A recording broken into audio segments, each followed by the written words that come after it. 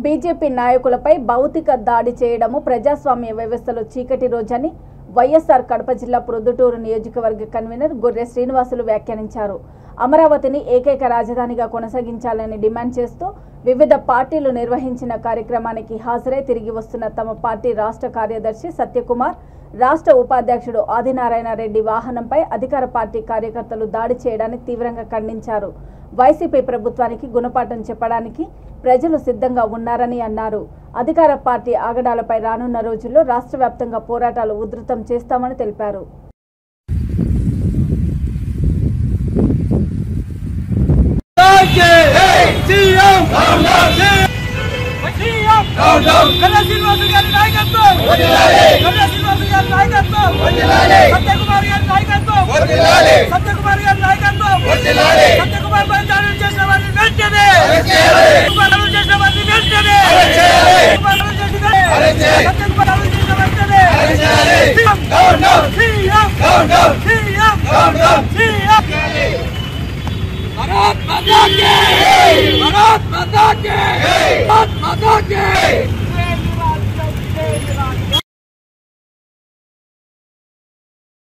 అమరావతి పోరాటం 12 రోజులు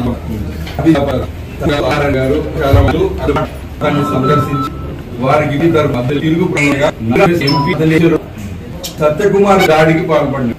మొత్తం చేసినారు. కుమార్ అనుచు ఎమ్మెల్యే క్యాండిడేట్ అయిన అనసరస్ పైన బహు దాడులకు పాల్పడ్డారు.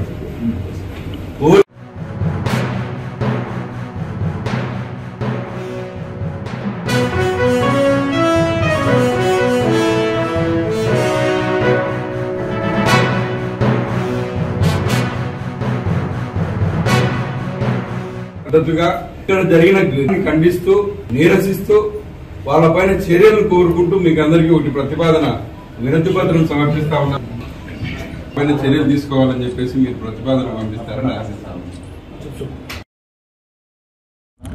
అమరావతినే రాజధానిగా ఏకైక రాజధానిగా కొనసాగించాలని చెప్పేసి ఆ ప్రాంతానికి సంబంధించిన 29 గ్రామాల ప్రజలు, అలాగే తెలుగుదేశం పార్టీ మిగతా పార్టీలను అనుసంధానం చేసుకొని ప్రజా పోరాటం చేస్తూ నడుస్తూ ఉంది. అది నిన్నటితో 12